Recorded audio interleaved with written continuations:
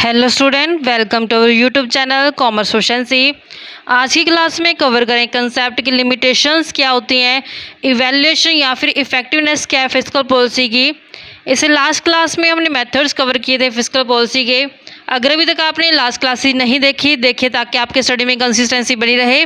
अगर अभी तक आपने मेरे यूट्यूब चैनल कॉमर्स प्रोफिशिएंसी को सब्सक्राइब नहीं किया, सब्सक्राइब कीजिए और बेल आइकन जरूर प्रेस कीजिए ताकि जब भी मैं वीडियोज़ अपलोड करूँ सबसे पहले नोटिफिकेशन आपके पास जाए, आप वीडियोज़ को सबसे पहले देखें और आपकी स्टडी बूस्टअप हो। तो यहाँ पर कुछ कमियाँ रह जाती हैं फिस्कल पॉलिसी को इफेक्टिव तरीके से लागू करने के लिए। तो पहली कमी जो आती है वो आती है lack of accurate forecasting. Forecasting होता है फ्यूचर को लेकर के जब हम अनुमान लगाते हैं तो उसे फोरकास्टिंग बोला जाता है। एक्यूरेट होता है कि जिसमें शुद्धता पाई जाए, यानी कि 100% तरीके से हम अनुमान नहीं लगा पाते हैं जब फिस्कल पॉलिसी का जो इम्प्लीमेंट किया जाता है। तो इफेक्टिव एप्लीकेशन करने के लिए फिस्कल पॉलिसी का तो यहाँ पे कंडीशन होते हैं कि एक्यूरेट फोरकास्ट किया जाए डिप्रेशन के बारे में, बूम के बारे में, यानी कि मंदी और जो महंगाई होती है उसके बारे में एक्यूरेट अनुमान लगाना ज़रूरी होता है ताकि फिस्कल पॉलिसी को बढ़िया तरीके से लागू किया जाए। लेकिन डाइवर्स फैक्टर, बहुत सारे फैक्टर्स होते हैं यहाँ पे जिसके कारण से यहाँ पे एक्यूरेट फोरकास्ट करना जो पॉसिबल नहीं हो पाता, क्योंकि बहुत सारे फैक्टर्स अफेक्ट करती हैं फिस्कल पॉलिसी को लागू करने के लिए। तो हर एक फैक्टर के बारे में सही अनुमान लगाना है जो इम्पॉसिबल हो जाता है। तो यही कारण रहता है फिस्कल पॉलिसी का कि वो सक्सेसफुल इम्प्लीमेंट नहीं हो पाती, यानी कि सही तरीके से जो फिस्कल पॉलिसी लागू नहीं हो पाती। नेक्स्ट ड्रॉबैक आती है डिले ऑफ डिसीज़न, यानी कि जो डिसीज़न जो फैसले लिए जाते हैं उनमें डिले होते रहते हैं, वो लेट होते रहते हैं।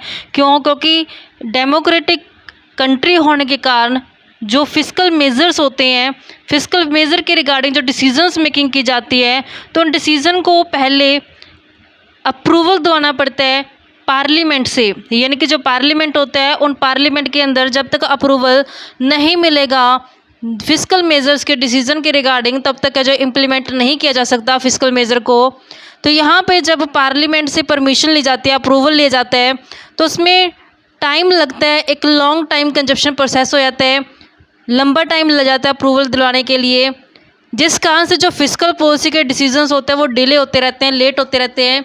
कई बार तो इतना टाइम लग जाता है, टाइम लैग आ जाता है इतना ज़्यादा इन्फोर्समेंट ऑफ फिस्कल पॉलिसी और उसके effect on output and employment के ऊपर। यानी कि जब लागू किया जाता है फिस्कल पॉलिसी को और जो उसका इफ़ेक्ट होता है आउटपुट और एम्प्लॉयमेंट के ऊपर, इन दोनों के बीच में बहुत लंबा टाइम पीरियड जो लग जाता है। तो ये कमी रहती है फिस्कल पॉलिसी की। नेक्स्ट आते हैं conflicting trends in public and private sectors. तो यहाँ पे पब्लिक और प्राइवेट सेक्टर के बीच में कॉन्फ्लिक्ट हो जाता है, क्योंकि जैसे कि हमारी कंट्री है वो मिक्स्ड इकोनॉमी के अंदर आती है। मिक्स्ड इकोनॉमी का मतलब क्या होता है कि यहाँ पे प्राइवेट सेक्टर और पब्लिक सेक्टर दोनों ही मिलकर काम करते हैं। अब यहाँ पे फिस्कल पॉलिसी कॉन्फ्लिक्ट क्रिएट कर देती है पब्लिक और प्राइवेट सेक्टर के बीच में। किस तरीके से क्रिएट करती है? जैसे अगर पब्लिक इन्वेस्टमेंट ज़्यादा की जाती है रिमूव करने के लिए डिप्रेशन को और अनएम्प्लॉयमेंट को, यानी कि अगर इकोनॉमी के अंदर मंदी आई हुई है, बेरोजगारी आई हुई है, तो गवर्नमेंट क्या करती है? पब्लिक इन्वेस्टमेंट करती है ताकि बेरोजगारी को दूर किया जा सके और मंदी को जो दूर किया जा सके। जिसका रिजल्ट क्या होता है कि जो demand for factor of productions, यानी कि जो फैक्टर ऑफ प्रोडक्शंस होते हैं उनकी डिमांड बढ़ जाती है। हम जानते हैं कि जैसे फैक्टर ऑफ प्रोडक्शन की डिमांड बढ़ेगी वैसे उनके प्राइसेस भी बढ़ जाएंगे। तो जब फैक्टर ऑफ प्रोडक्शन वो होते हैं जिसका इस्तेमाल करके प्रोडक्शन किया जाता है, जिसमें लैंड, लेबर, कैपिटल और एंटरप्रेन्योर को शामिल किया जाता है। तो जैसे फैक्टर ऑफ प्रोडक्शन की डिमांड बढ़ जाती है तो फिर इनके प्राइजेस जो होते हैं वो बढ़ने शुरू हो जाते हैं। अगर फैक्टर के प्राइजेस बढ़ जाएंगे तो यहाँ पे फैक्टर कॉस्ट हो जाएगी, वो इंक्रीज़ हो जाएगी, जिसका इफेक्ट पड़ेगा प्रॉफिट के ऊपर कि जो प्रॉफिट होंगे प्राइवेट सेक्टर के वो कम हो जाएंगे, जिससे फिर प्राइवेट सेक्टर की जो इन्वेस्टमेंट है वो डिस्करेज हो जाएगी। अब यहाँ पे हमने कंसेप्ट कवर किया कि पब्लिक इन्वेस्टमेंट की गई ताकि अनएम्प्लॉयमेंट को और डिप्रेशन को कम किया जाए। तो इससे इन्वेस्टमेंट का इफेक्ट क्या पड़ा? प्राइवेट सेक्टर के ऊपर पड़ा कि यहाँ पे प्राइवेट सेक्टर की जो प्रॉफिट है वो कम हो गए हैं। तो यहाँ से जो प्राइवेट सेक्टर की इन्वेस्टमेंट थी वो डिस्करेज हो चुकी है। जब इन्वेस्टमेंट अब प्राइवेट सेक्टर की डिस्करेज हो जाएगी और पब्लिक सेक्टर इन्वेस्टमेंट इंड्यूस हो जाएगी तो यहाँ पे दोनों में बैलेंस हो जाएगा। एक तरफ तो पब्लिक सेक्टर ने इन्वेस्टमेंट बढ़ा दिया दूसरी तरफ नेगेटिव इम्पैक्ट पड़ा कि प्राइवेट सेक्टर इन्वेस्टमेंट कम होगी, तो यहाँ पे तो बैलेंस वहीं रह गया, तो कोई भी जो इंक्रीमेंट देखने को नहीं मिला, तो यहाँ पे जो फिस्कल पॉलिसी है वो इनइफेक्टिव प्रूव हो जाती है।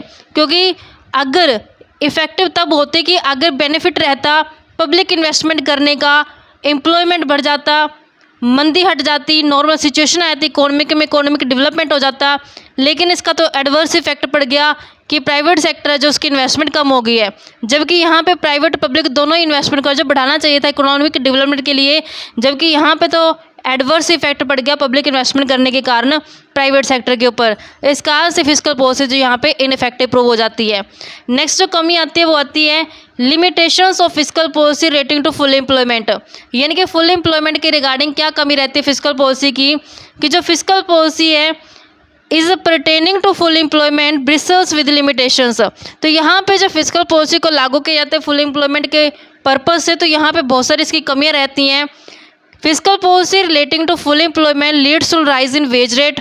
Because of this rise, monopolistic increase price instead of increase production. कहते हैं फिस्कल पॉलिसी जब हम लागू करते हैं फुल एम्प्लॉयमेंट के लिए, इसका रिजल्ट रहता है कि जो वेज रेट होती है वो बढ़ जाती है।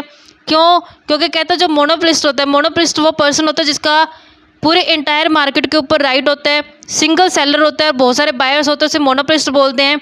तो यहाँ पे मोनोपोलिस्ट क्या करते हैं, प्राइस को बढ़ा देता है प्रोडक्शन को बढ़ाने की बजाय, क्योंकि मोनोपोलिस्ट चाहते हैं कि प्रॉफिट है वो मैक्सिमम ले पाए, जिस कारण से प्रोडक्शन कम करता है।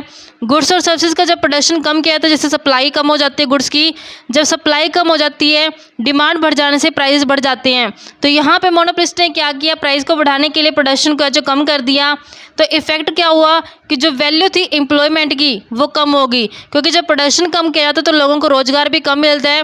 तो यहाँ पे जो एम्प्लॉयमेंट थी वो बढ़ नहीं पाई, जितनी सोची थी उस हद तक जो बढ़ नहीं पाई, तो यहाँ पे नेगेटिव इम्पैक्ट पड़ गया। नेक्स्ट जो कमी रहती है कहते हैं problem of structural unemployment is not possible to be solve through fiscal policy. Structural unemployment की जो दिक्कत होती है वो भी फिस्कल पॉलिसी के थ्रू सोल्व आउट नहीं की जाती। स्ट्रक्चरल अनएम्प्लॉयमेंट क्या होती है, स्ट्रक्चरल अनएम्प्लॉयमेंट तब राइज होती है जब इकोनॉमी का जो शिफ्ट कर जाती है। जब इकोनॉमी शिफ्ट करती है तो उस कारण से कुछ लोग बेरोजगार हो जाते हैं, क्योंकि जो लोगों के पास नॉलेज होती है, स्किल होती है, वो नॉलेज स्किल जो होती है वो जॉब की रिक्वायरमेंट को पूरा नहीं कर पाती, यानी कि मिसमैच हो जाता है।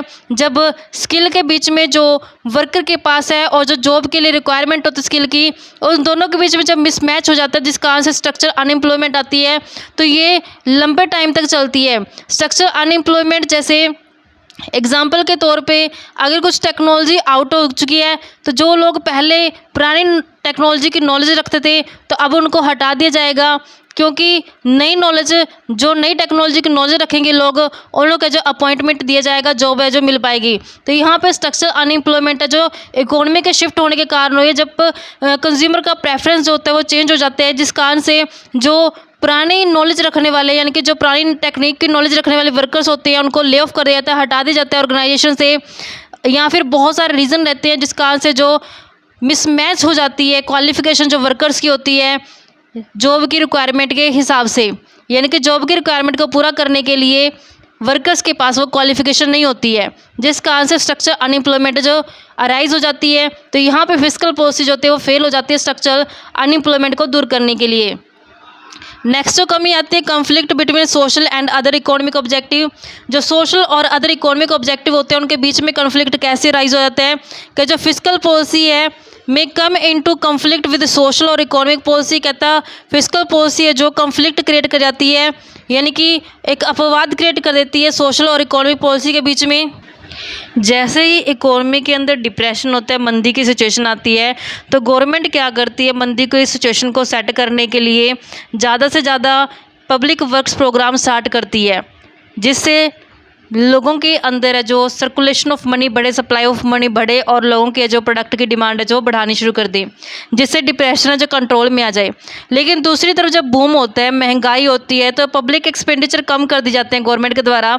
जब पब्लिक एक्सपेंडिचर कम कर दी जाते हैं तो इसका एडवर्स यानी कि नेगेटिव इम्पैक्ट पड़ता है सोशल और इकोनॉमिक वेलफेयर में। तो यहाँ पे कन्फ्लिक्ट क्रिएट कर दिया जाता है फिर सोशल और अदर इकोनॉमिक ऑब्जेक्ट के बीच में थ्रू फिस्कल पॉलिसी, जिस कारण से फिस्कल पॉलिसी है जो इफेक्टिव तरीके से लागू नहीं हो पाती। इंक्रीज इन पब्लिक डेट, यानी कि जो पब्लिक डेट होता है, जो जब जनता से उधारा पैसे लेते हैं गवर्नमेंट, उसे पब्लिक डेट बोलते हैं। तो जब पब्लिक डेट बढ़ा दी जाती है फिस्कल पॉलिसी के थ्रू, तो इसका एक नेगेटिव इम्पैक्ट बढ़ता है। कहते हैं with the view to solving the problem of depression, कहते हैं जब मंदी की सिचुएशन आती है इकोनॉमी के अंदर, तो उसको सोल्व आउट करने के लिए और जो अनएम्प्लॉयमेंट होती है, बेरोजगारी को दूर करने के लिए government resort to large public debt. तो गवर्नमेंट क्या करती है, ज़्यादा से ज़्यादा पब्लिक डेट ले लेती है। It gives rise to various problems relating to the management of public debt. तो यहाँ पे बहुत सारी दिक्कत आ जाती है, क्योंकि जब पब्लिक डेट लिए जाते हैं तो पब्लिक डेट को मैनेजमेंट करना जरूरी होता है। तो जब गवर्नमेंट ज़्यादा पब्लिक डेट लेती है तो उसे मैनेजमेंट करने में दिक्कत आ जाती है। These problems enhance monetary and real burden of public debt, जिसका इफेक्ट क्या पड़ता है, मॉनिटरी बर्डन भी क्रिएट होता है और रियल बर्डन जो होता है पब्लिक डेट का वो भी क्रिएट हो जाता है। नेक्स्ट आती है कि problem of deficit financing.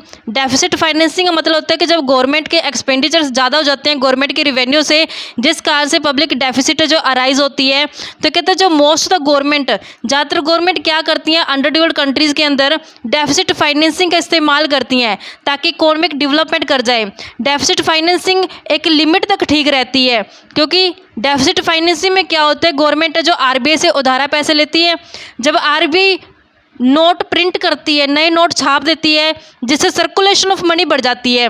Circulation of money बढ़ने से सप्लाई ऑफ मनी बढ़ जाती है, जिस कारण से वैल्यू ऑफ मनी डाउन चली जाती है। वैल्यू ऑफ मनी डाउन चलने से जो जनरल प्राइजेस होते हैं वो बढ़ने शुरू हो जाते हैं, जिसका जो इकोनॉमी के ऊपर नेगेटिव इम्पैक्ट देखने को मिलता है। तो यहाँ पे ज़्यादातर अंडर डेवलप्ड कंट्रीज़ के अंदर गवर्नमेंट डेफिसिट फाइनेंसिंग का इस्तेमाल करती है, लेकिन डेफिसिट फाइनेंसिंग में एक लिमिट तक सही रहती है। अगर एक लिमिट के बियॉन्ड जा करके डेफिसिट फाइनेंसिंग इस्तेमाल किया जाता है तो ये इन्फ्लेशन का कारण बन जाती है, यानी कि महंगाई का कारण बन जाती है, जिस कारण से फिर जो इकोनॉमिक डेवलपमेंट के ऊपर जो एडवर्स इफेक्ट देखने को मिलते हैं, यानी कि नेगेटिव इम्पैक्ट है जो देखने को मिलेंगे फिस्कल पॉलिसी के इकोनॉमिक डेवलपमेंट के ऊपर। अगर इन शॉर्ट में अगर बात की जाए तो फिस्कल पॉलिसी एक पावरफुल वेपन है by every country to achieve the objective economic development and stabilisation. यानी कि अगर एक गवर्नमेंट चाहती है कि इकोनॉमी को डेवलप किया जाए, स्टेबलाइजेशन किया जाए, तो यहाँ पे फिस्कल पॉलिसी एक बेस्ट वेपन रहता है इस ऑब्जेक्ट को अचीव करने के लिए। तो इस तरीके से बच्चों हमारे पास ये कंसेप्ट बनता था। आई होप क्या वो क्लियर हो गया होगा। इसी के साथ ये चैप्टर हमारा कंप्लीट होते हैं। नेक्स्ट क्लास में मिलेंगे एक नए टॉपिक के साथ। ऐसी रेगुलर क्लासेस के लिए आप मेरे यूट्यूब चैनल कॉमर्स प्रोफिशिएंसी को सब्सक्राइब, लाइक और शेयर करें।